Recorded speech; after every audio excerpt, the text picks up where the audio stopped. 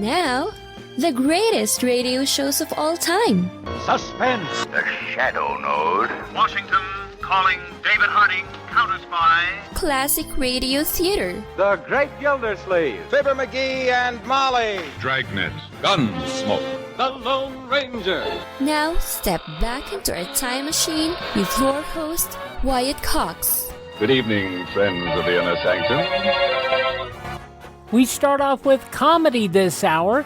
George Burns and Gracie-Allen in an episode of their program from December 21st, 1943. Well, hello. Come right in. Oh, George, we've got company.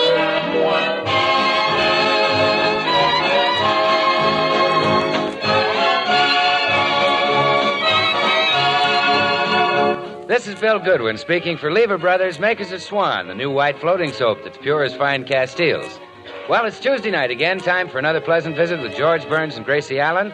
Our guests, the MGM star Charles Laughton and his charming wife Elsa Lanchester, Jimmy Cash and Felix Mills and his orchestra.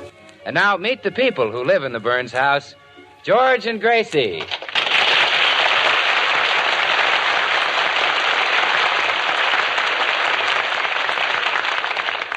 Gee, that's a swell-looking Christmas tree you got, Gracie. Oh, isn't it handsome?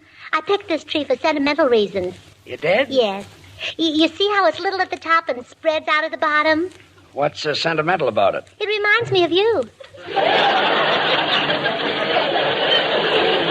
Thanks, dear. Oh, won't it be wonderful, darling, spending another Christmas together? You bet. And this year it's got to be a real white one. A white Christmas? Yes. Gracie, it never snows in Hollywood. Oh, I didn't mean that. But remember the sheets we sent to the laundry 6 months ago? Oh, they're back? Yes. Yes. We'll have a white Christmas and a starchy New Year, yeah. Oh, remember our first Christmas, George? You were dating me then. Sure, I remember. You kissed me under the mistletoe. My, you were a fiery lover. I was? Yeah. Oh, look, we're under the mistletoe now. How about a kiss? Oh, Gracie. Oh, come on. I want to see if your kisses are still fiery. Okay.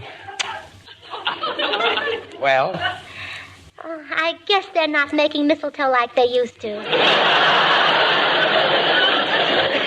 Well, come on, we better get busy and trim the tree. All right, and then we'll go to the pageant rehearsal. Pageant rehearsal?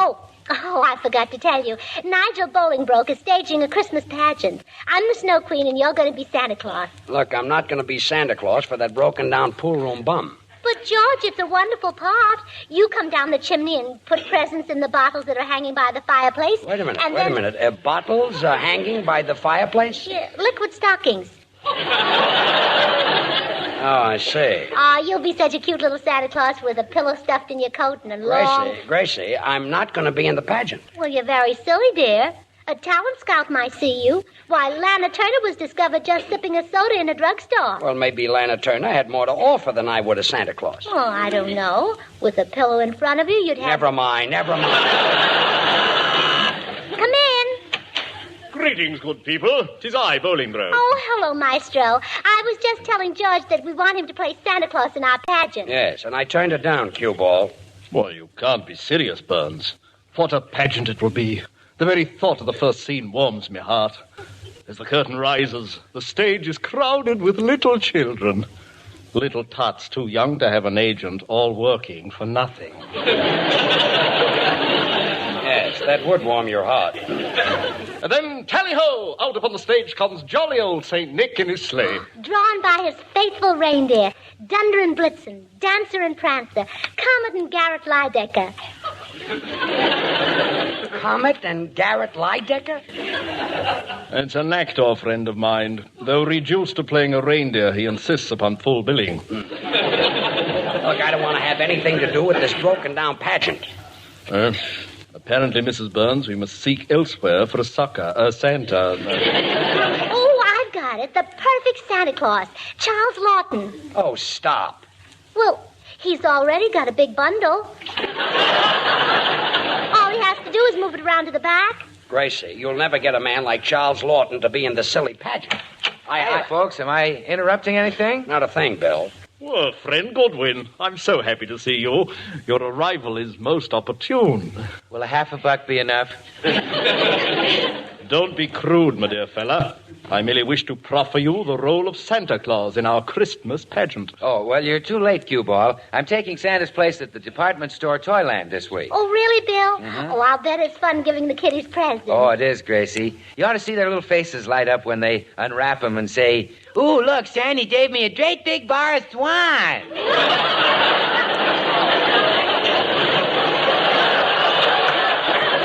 That's the present. Well, sure, George. Swan, the new white floating soap, is a present for the whole family because it's 4 soaps in one. The soap for your hands and face, a wonderful soap for bathing the baby, and perfect for dishes and light laundry.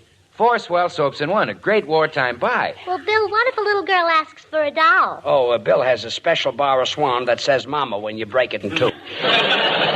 Well, the little girls like to climb up on my lap and have me tell them how to wash the dishes with Swan.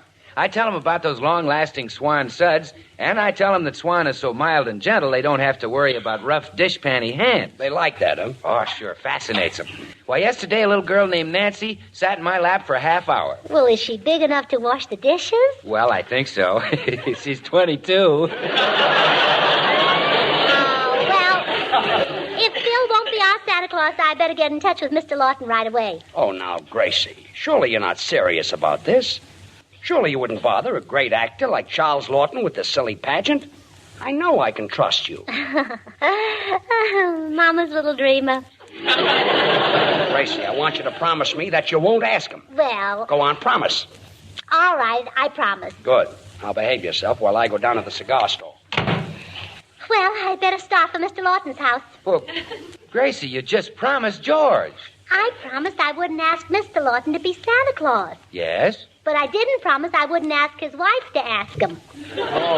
Oh, you're going to talk to Mrs. Laughton, Elsa Lanchester. Sure. The way to a man's heart is through his wife. I thought it was through his stomach. Well, in Mr. Laughton's case, there's a shorter way.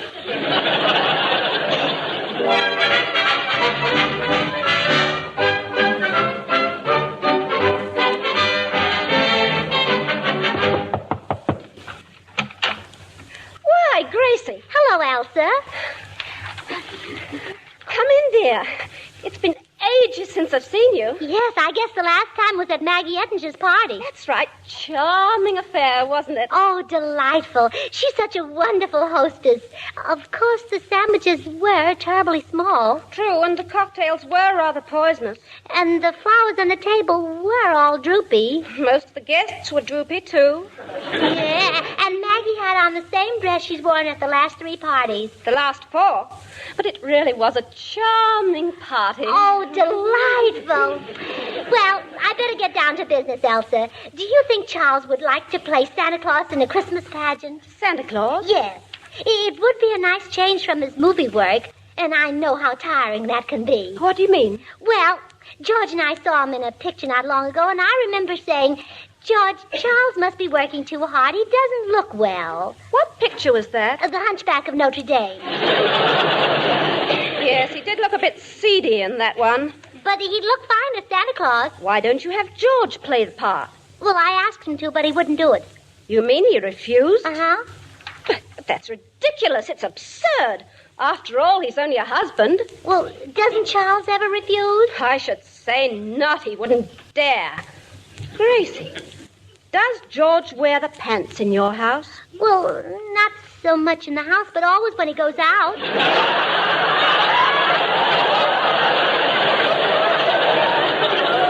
I mean, is he boss? Oh, sure. You've obviously let him get out of hand. Can't you control him at all? Well, George was pretty well under control the first few years we were married, but then my mother left. But, Gracie, the wife must be boss. For example, Charles serves me breakfast in bed. Does George do that? Oh, no. He makes me come down to the table before he serves mine. What about closing the windows and turning the heat on in the morning? Oh, well, I've been doing that recently. It's icy cold in the room when we wake up. All the more reason why you should make George do it. Oh, I don't have the heart, Elsa. He lies there and looks at me so pathetically with those 2 big blue lips. You're too soft, Gracie. Be like me. Keep Charles under your thumb. My. I lay down the law and he obeys it. Gee. I crack the whip and he jumps. Really? Absolutely. And to prove it, I promise you that Charles will play Santa Claus because I'll order him to play it. Oh, you're sweet. So full of the real Christmas spirit. Come on, let's go up to the attic. There's a red flannel nightshirt there that I made him stop wearing. It might do for part of the costume. Well, why did you make him stop wearing it? Oh, bad for my nerves. He looked exactly like a burning building.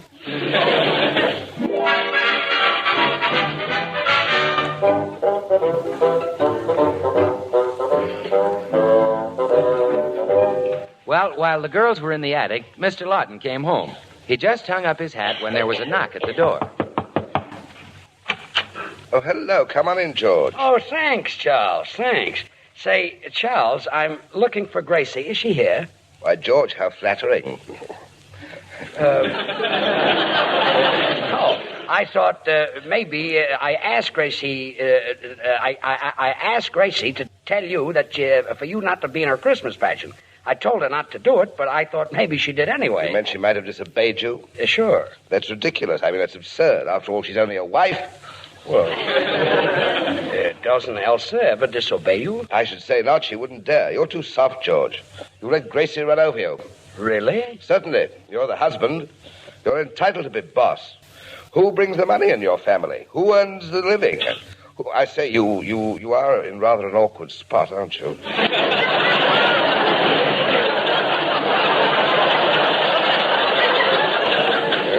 Yes, I guess so. Believe me, I keep Elsa under my thumb. My. I lay down the law and she obeys it. Gee. I crack the whip and she jumps. Really? Absolutely. You wear the pants around here, huh? I haven't had them off in 17 years. Boy, you go out whenever you want to, huh? Not a question. Your wife doesn't complain when you have the boys over for poker? She wouldn't dare. Well, how does she feel about smoking cigars in the living room? I'd never let her do it. No, I mean, can you do it? I do as I please, and if Elsa so much as raises an eyebrow at me, I turn her across my knee and spank her. What was that, Charles? Oh, hello, darling. I didn't know you were home. Evidently not. Gracie, give me that flannel nightshirt. Oh, here you are, Elsa. Charles, take this to your room and sew legs on it. You're going to be Santa Claus. But Don't Angel, argue darling, with me, fat boy. Go to your room. Yes, dear. George Burns, you go and help him. But, Gracie. Don't argue with me, skinny boy. Yes, dear. Gee, Elsa, this is fun.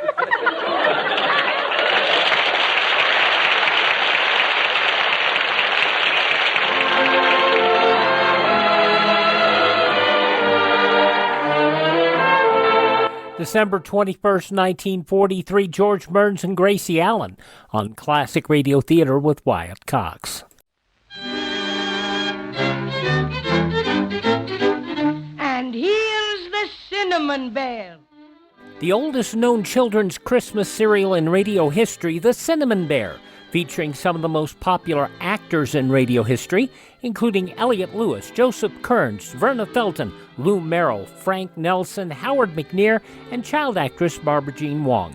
85 years later, this series of Judy and Jimmy traveling to Maybeland to recover their silver stars still fascinates youngsters of all ages. Now we're offering the entire 26-episode series of The Cinnamon Bear via download for a Buy Me a Coffee donation of $10 or more at classicradio.stream. Support Classic Radio Theater and have The Cinnamon Bear for your family to enjoy for years to come. Go to classicradio.stream and donate $10 or more, and I'll send you a link for immediate download. classicradio.stream. Now on Classic Radio Theater with Wyatt Cox, more of George Burns and Gracie-Allen, December 21st, 1943. Well, Mr. Laughton, so you don't wear the pants in your family after all. No, George, I confess, I wear the girdle. I can't believe it. A big guy like you afraid of your wife. It's a secret I've kept from the whole world. Why, outside of my home, everyone's afraid of me. Policemen tremble when I talk to them. Truck drivers get out of my way. Department store clerks actually wait on me. But at home, you're a milquetoast. Yes, it's terrible. I went to a psychoanalyst. What did he say? He said, talk back to your wife. Don't be afraid of her. He was a single man. I guess that. But, Charles, why are you so afraid of Elsa? Does she beat you? Oh, of course not. That's just the point. She's sweet to me, and I love her. But I want to be boss, and she won't let me. Let's see. I long to be the caveman type. I go to a Humphrey Bogart picture and just sit there and drool. Well, haven't you ever gotten up enough nerve to do anything about it? Well, once I did lose my temper. Elsa criticized my work. That got you, huh? Yeah, so I took off my apron, threw down my broom, and walked out of the house. You're a tiger. You know... Come in. Oh, excuse me, Mr. Laughton. I was looking for Gracie. Oh, hello, George. Hello, Bill. Charles, this is Bill Goodwin. How do you do? Well, gee, Mr. Laughton, you don't have to stick your tongue out at me. That's his lip. He's pouting. He's henpecked. Ah, go on. Not Charles Laughton. He's too tough.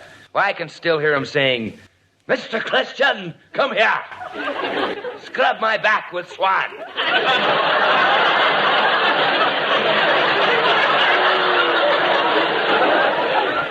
I don't recall that.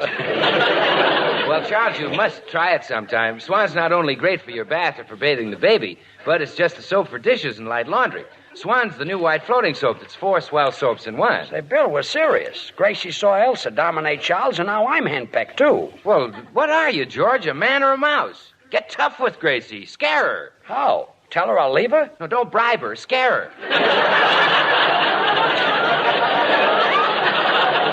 Bill. Listen, I'll tell you how both of you can scare your wife. How? Tell him you won't let him bathe the babies with Swan. What babies? Well, any babies. Oh. Swan's great for all of them. Doctors recommend it because it's pure as fine Castiles, and it's so mild it's kind even to a little baby's tender skin, which, incidentally, is a tip-off to the fact that it's swell for your hands and face, your complexion. Say, Charles, maybe we should try to scare our wives. You're right. If we're ever going to get the upper hand, now's our chance, while there's a shortage of men. Right. Now you're talking. Once and for all, end that myth about the better half. We will. There's no such thing as a better half. Both halves are equally good. Sure. So when you break Swan in two, put half in the kitchen and half in the bathroom. So long, Bill. You can put your half in the bathroom for your tub or shower. Out, Bill. Or you can put it in the kitchen for the dishes or light laundry. Out. George, let's go in there and pin their ears back. Okay. We'll show them who's boss. You said it. We'll scare the life out of them. I'll say we will. You go first. Well, we better go in together. You're right. United we stand. That's the stuff. Nothing can stop us. Now you're talking. We're husbands on the warpath. That's us. Let's have a drink first. That's a good idea. One quick one to give us nerve. Yes, I'll cut some lemon and put on the teapot. Oh, never mind that. Let's go in and get this over with. Right you are. It's now or never. Sure. Our wives can't push us around. I'll say. Men are meant to be masters, not women. Right. Do you think we'd better arm ourselves? Oh, come on. We're not afraid of them. Remember Captain Bligh. Very well. Are you with me? Yes. Let's go. Good. Mrs. Laughton. Mrs. Burns. Yes, dear? Yes, dear. Sit down. Sit down. We are sitting. Then stand up. Stand up. Charles, what is the meaning Quiet. We have come to deliver an ultimatum. Yes. Yes. Henceforth, we will give the orders, not you. And to start with, we will not play Santa Claus. That's right. So you can take this Santa Claus suit and stuff it in the chimney. Yes. Goodbye. Goodbye. Oh, my goodness, what happened? Charles must have gotten into my vitamin capsules. Well, Elsa, if we let him get away with this, we're sunk. You're right. They might tell other husbands and organize. Yeah. And men are scarce now, even men like ours. I don't know what to do. I've never seen Charles like this before. Oh, I could handle your husband, but I wouldn't know what to do with George. Oh, George is no problem. Yeah. Say, I have an idea. I'll handle your husband and you handle mine. It's a deal. Mr. Burns, may I see you alone for a moment? Why, of course, Elsa. Oh, and Mr. Laughton, I'd like to speak with you. What is it, Elsa? Sit down, George. I'll sit here at your feet. Well, if that's the way you like it, it's... Your feet have so much character, George. What size are they? 11s. The best size. There can be no nonsense about a man who has so much of him on the ground. Look, if you're trying to flatter me into playing Santa Claus, you... Oh, no, George. I admire you for refusing. You are so virile, so masterful. Well, Charles spoke up, too. Only because he had your strength to lean on. Really? You are strong, aren't you, George? Well, I'm not exactly a panty waist. Modest boy. Flex your arm and let me feel your muscle. Okay. Grab hold. Go on. Flex it. It's flexed. How nice to have smooth muscles that don't make lumps. Yeah. Your personality and your gorgeous, resonant voice. And respect all by myself. Oh, you sing, too. Of course. Do you ever sing any lighter things, such as Christmas carols? Oh, sure. Jingle bells, jingle all the way. Magnificent, George. Oh, what fun it is to ride in a one-horse open sleigh. December 21st, 1943, George Burns and Gracie-Allen on Classic Radio Theater with Wyatt Cox. A conclusion next.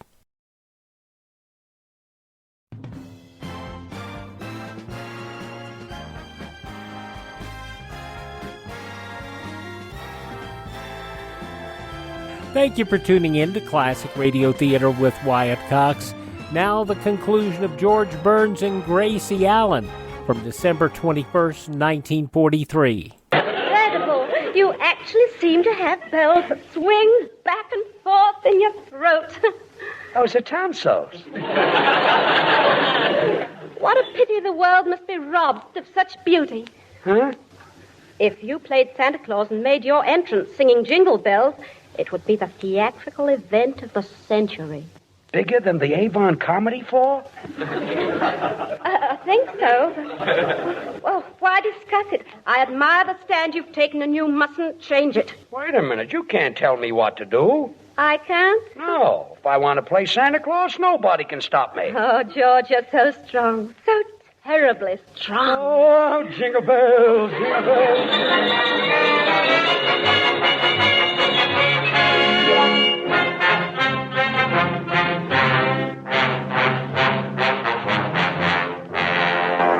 And so, Mrs. Burns, if you have any notion of wheedling me into the part of Santa Claus in your moth-eaten pageant, forget it.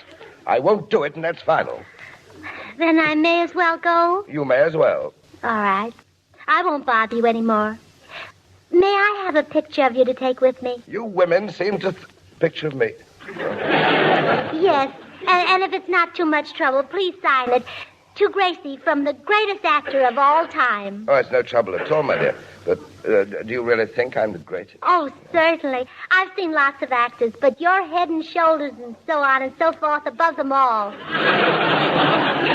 Well, very well. Here's your picture. But you didn't write from the greatest actor of all time. It's stamped on all my pictures.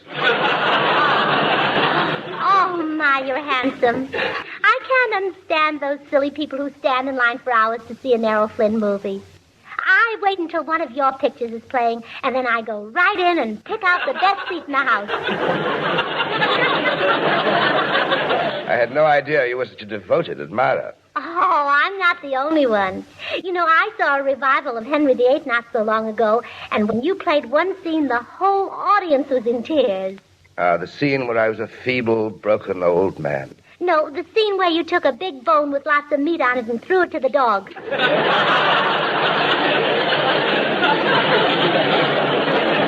One time, that was considered quite amusing. I love to hear you deliver lines, Mr. Laughton. Those rich, beautiful sounds come pouring out of you like wine out of a barrel.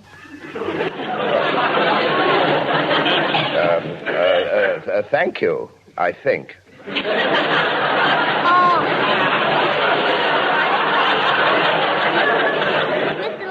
I'll bet you could take just any old words and make them sound wonderful. Like, for instance, ho dancer, ho prancer.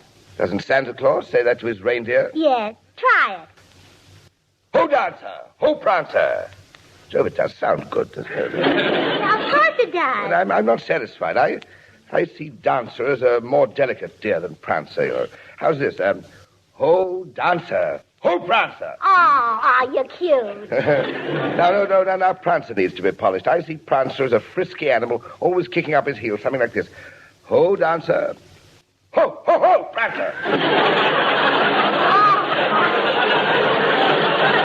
Oh, what a pity that such a great performance should never be heard. But it shall be heard. I insist that it be heard. Oh, you're so masterful, Charles. I guess I'll have to give in. Well, Gracie, your problem is solved. George is in there, and he's agreed to play Santa Claus. What? Over my dead body?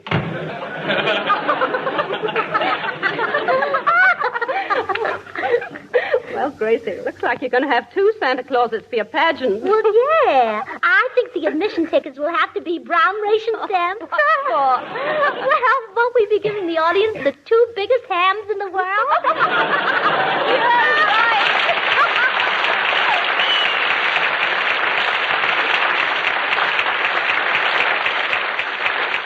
Say, George, you know who our guest is next week?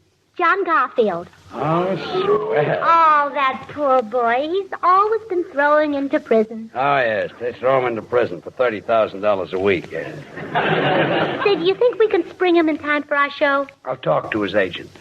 Merry Christmas, everybody. Merry Christmas.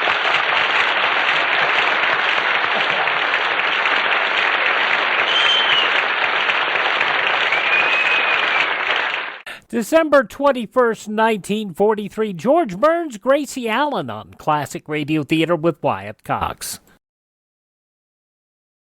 Now on Classic Radio Theater with Wyatt Cox, Part 3 of the 5-part Yours Truly Johnny Dollar story, The Nick Shurn Matter. This episode originally broadcast December 21st, 1955. From Hollywood, it's time now for...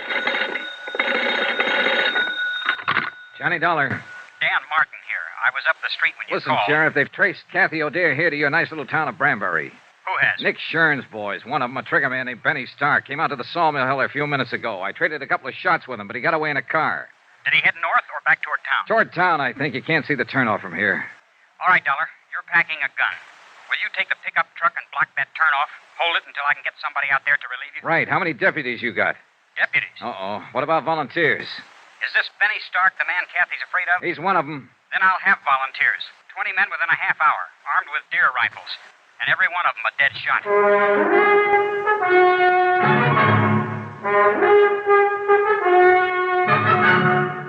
Tonight and every weekday night, Bob Bailey in the transcribed adventures of the man with the action-packed expense account, America's fabulous freelance insurance investigator. Yours truly, Johnny Dollar.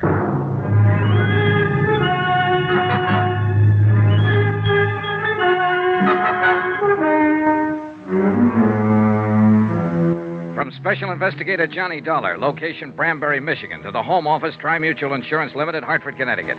Assignment, the Nick Shurn Matter. Expense account continued. Item 8, $3.60 for 2 packs of cigarettes and a pint of Applejack, borrowed from the foreman's locker at the sawmill. I figured these as standard equipment for holding down a roadblock at 10 degrees above zero. And Mike O'Dare agreed with me 100%. Well, I'll tell you one thing. They can make it out of corn, rye, barley, make it out of gold if they want to.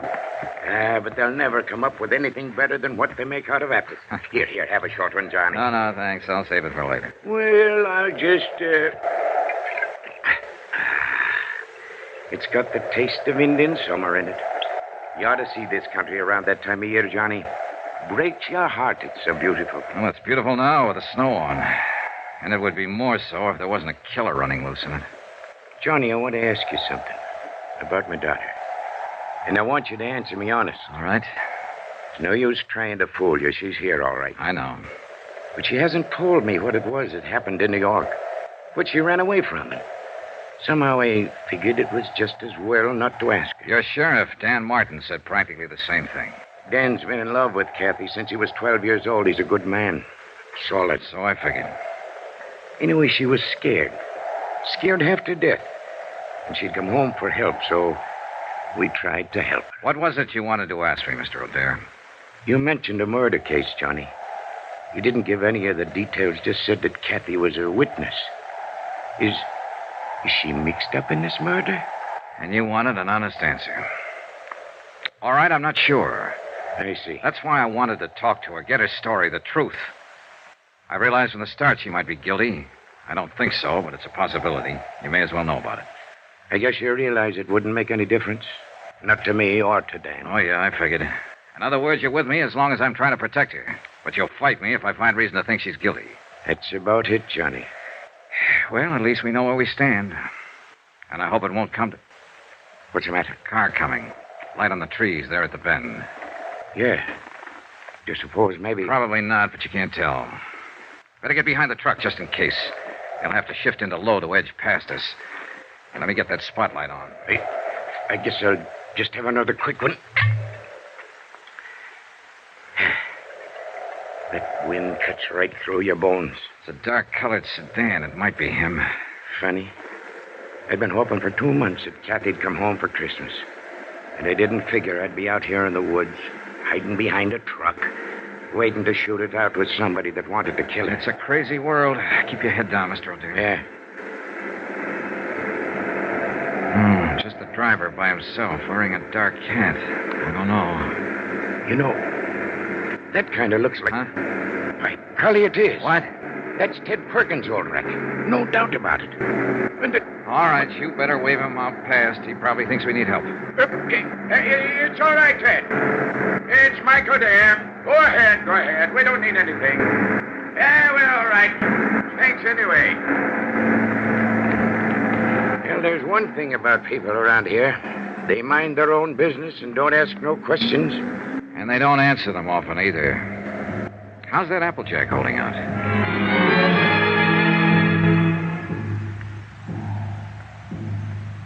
Two long hours went past. Only 3 cars came out from the village. And each time a long moment of tension while we waited to identify the occupants. But all of them were townspeople. Benny didn't show. One truck came down the logging road from the back hills loaded with dwarf spruce and fir. Peace on earth, goodwill toward men. We were waiting for an assassin, but the truck only carried Christmas trees. The night was crystal clear with bright stars hanging low in the blackness, but it kept turning colder and colder until even the Applejack didn't help much. And the wind, too, changed gradually and blew fitful and gusty and strange. It's going to storm. Come a blizzard, maybe. Not tonight. Tomorrow sometime or tomorrow night. I know this country. I know the signs. There's an odd feeling in the air, all right. There's an even odor one in my leg. Log rolled over on it pretty near 6 years ago. Bothers me some in the winter. It's a lot worse, though, right before a storm. Well, that's kind of a handy thing to have. Well, that's one way of looking at it, I guess. Like one time when Kathy was little. When her ma was still alive. God rest her soul. We had a big measles epidemic here in Branbury, and every night Kathy used to add a line to her prayers. She'd say, "And please let me catch the measles so I can stay out of school like the other kids." Now she's wanted as a witness in a murder case. And somebody's prowling out there in the dark trying to find her and kill her. Little Kathy, who never harmed anybody in her whole life. Some things just don't make sense, Johnny. Some things never have. There was another time once when men like Benny were prowling in the dark, trying to find a little child and kill him. And he hadn't harmed anybody either. That was nearly 2,000 years ago. Yeah, so it was. I like you, Johnny. Kathy'll like you, too, and little Jill. Oh, now there's a pair for you. That kid looks more like her mother did at her age. Another car coming, Mr. O'Dare. Yeah, so there is. And this just might be the one. Maybe. I sure wish that Applejack hadn't run out.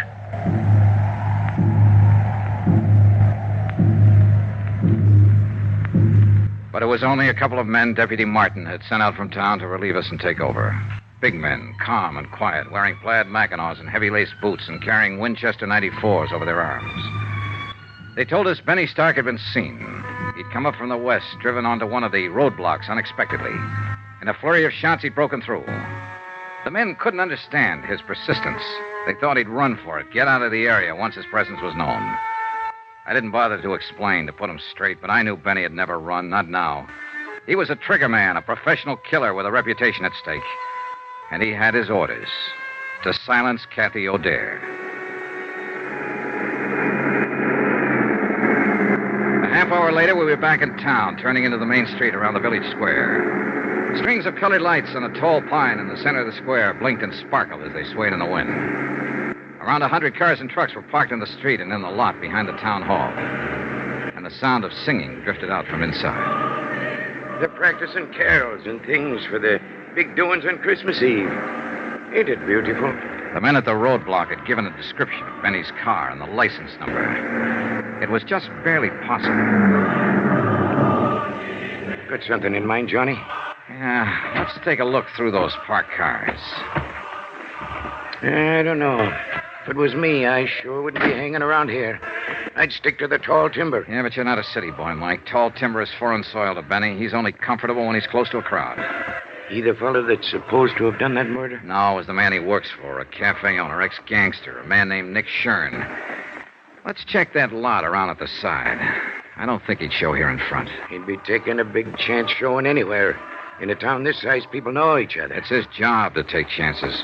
And he probably doesn't realize... Wait a minute. That sedan against the building with the side window broken. 7, 8, 2, 1. That's his car, Johnny. Yeah, wait here. I eased my gun out of the holster and started toward the car. There were no lights in the lot, only the soft glow reflected from the packed snow underfoot. And the car itself stood in the dark shadows next to the building. I couldn't see whether anyone was in it or not. The singing seemed to swell louder as I approached. I moved slowly, watching for any sudden movement. The car was empty.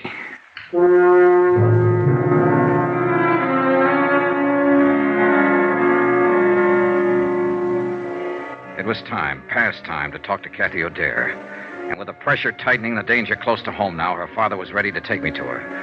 We drove over to Dan Martin's house, where it turned out Kathy and her daughter were staying. Dan's mother had been looking after her. Dan was there when we arrived, busy on the phone. Yeah, I know the car all right. The one Jed bought last spring down in Bay City. 7392. Where was it parked? All right, keep an eye out, Charlie. So long. Benny Stark has stole himself another car. Huh? Took Jed Wharton's station wagon. Well, what for? That was a better one he had. Charlie says the steering gear was sprung. I guess it happened when he crashed that roadblock. Well, how's Kathy and the young'un? Oh, fine. They're asleep upstairs. Mom's next door helping Mrs. Barton stuff a turkey. Johnny, you figure it could wait till morning. I'm sorry, Mr. O'Dare. I've got to talk to her tonight. All right. I'll go wake her up.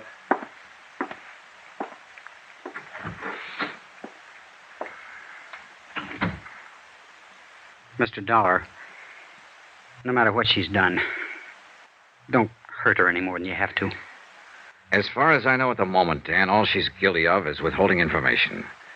And most people would have done the same thing. Nick Shurn's a rough boy to tangle with. She was scared, that's all. Lost her head. She never did belong in a city. She belongs right here in Branbury. This is her kind of life. Why did she leave? Well, we argued one day, and she said she'd show me. So she ran off and married that fellow. He treated her bad. Finally left her. But she was too proud to come back. She wouldn't have come back now if she hadn't have been so scared. Well, maybe it'll work out now. She ought to stay. Her kid ought to grow up here. Learn the outdoors and the woods like Kathy used to know it. Why, she roamed through those hills like a young Indian. Knew every trail in that forest. Every timber camp and trapper's cabin from here to the ridge. I remember one time the two of us were up toward... Dan! What's the matter? What is it, Mr. O'Dare? You said Jill and Kathy were asleep upstairs. Ain't that what you said, Dan? Of course that's what I... Mike. What's happened?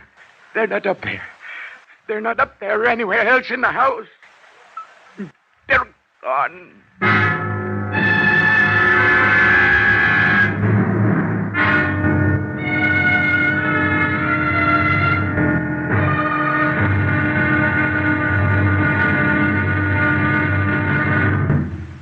There'll be another intriguing episode in our story of the Nick Shurn Matter tomorrow. Tomorrow, a little girl who believes in Santa Claus, a big girl who believes in very little, and both of them facing death. Join us, won't you?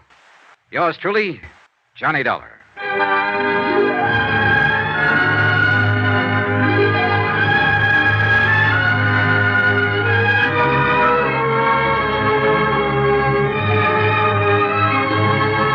Yours truly, Johnny Dollar, starring Bob Bailey, is transcribed in Hollywood. Written by Les Crutchfield, it is produced and directed by Jack Johnstone. Be sure to join us tomorrow night, same time and station, for the next exciting episode of Yours truly, Johnny Dollar. Roy Rowan speaking.